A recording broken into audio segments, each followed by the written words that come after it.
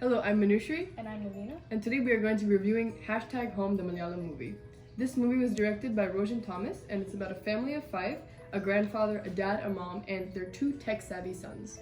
And a great-grandfather, who was introduced at the start. And basically the movie starts with this great-grandfather. I think he has, what is it called? Alzheimer's? Alzheimer's. His Alzheimer's, yeah. And he has this fish in a tank. And basically the start of the movie is that fish tank breaking, which is very symbolic. You know? There's some excellent exposition at the beginning of the movie, and we get to see that the fish tank kind of represents just, the feeling of home, I guess. I mean, it could really be interpreted in any way, but we get to know a lot about the main characters just by the idea of the fish tank breaking. We get to know that the mom is super hardworking, and the dad is he's cluttered. He's just kind of nervous all the time. And then the sons are obviously 2 really laid-back, tech-savvy children. And then the grandfather is very wise, even though he has Alzheimer's. He speaks in English most of the movie, and I thought that was really cool. But actually, within the first 10 minutes of the movie, you're immediately drawn in. So the main premise of the story is based on the oldest son, and he's a debut director, and actually he's working on his next project, and he has to go home because he wants inspiration to write his script. And the younger son is a YouTuber, and it's really funny. He's has 20 subscribers on his YouTube channel, but he's incredibly just passionate about what he does. And the younger son is I feel like the younger son is not that developed as much in the movie because it really focuses on the older son. And so the main premise is just he spends a lot of time on his phone and his laptop for script writing. And then the father, who feels super isolated, he's like, I don't want to live primitively anymore. I want to be able to talk to my sons. And these 2 sons are incredibly isolated from their household. Again, they treat their mother as more of a worker than a mother, and then their father more just the middleman. And I do think the father wants to belong, so he decides to buy a phone, and we get to see what happens. And you can talk about the funny scenes with the phone and everything. Okay, there are scenes where he doesn't know how to use his phone.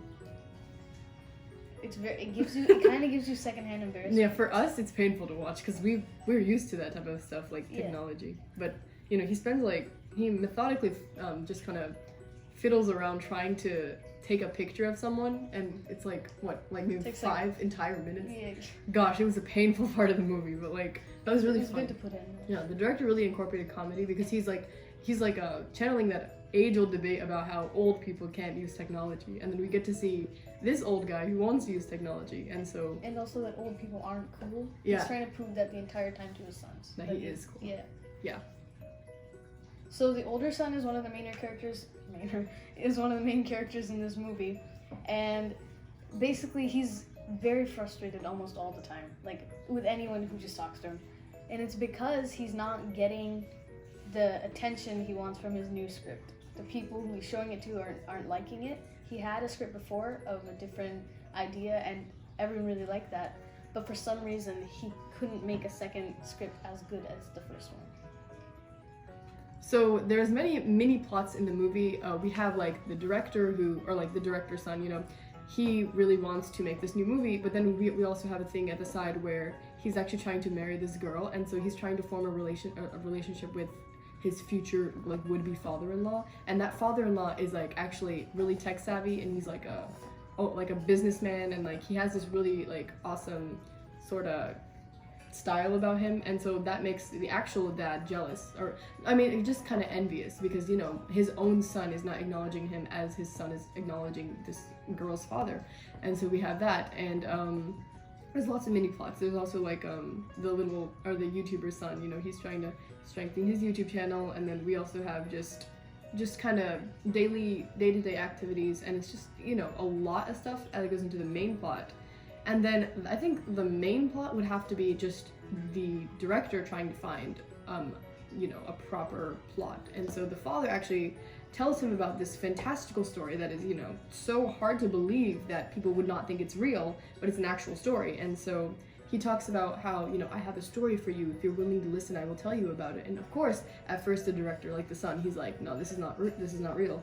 But then we learn in the end, there's actually a climax that it is real, and it's a total plot twist at the end. Obviously, we're not going to spoil it for you, but in the end, it really was the father's own story that the son decided to incorporate into an actual script, and it got critical acclaim.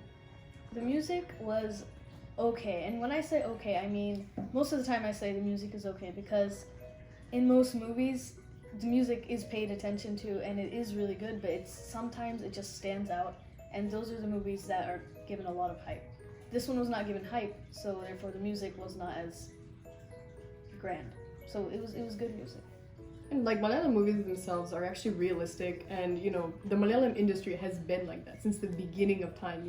Even when like older movies, we've still we're never brought to overhype as we are so brought to, and that I've talked about this before, but how infamous overhype is in Tamil movies, and so it obviously draws us more to Malayalam because they're realistic and raw and they have a really good story to them. And as for cinematography for this movie, there were some really incredible artsy shots. At the beginning, the entire shot with the fish and everything, it was very cool how the cinematographer made it seem time was running out, and I just, it gave me obviously anxiety at the beginning, but also it was really, really well done. So I do think cinematography was really well done in this movie, and I think that is more important. I think that stood out more than music.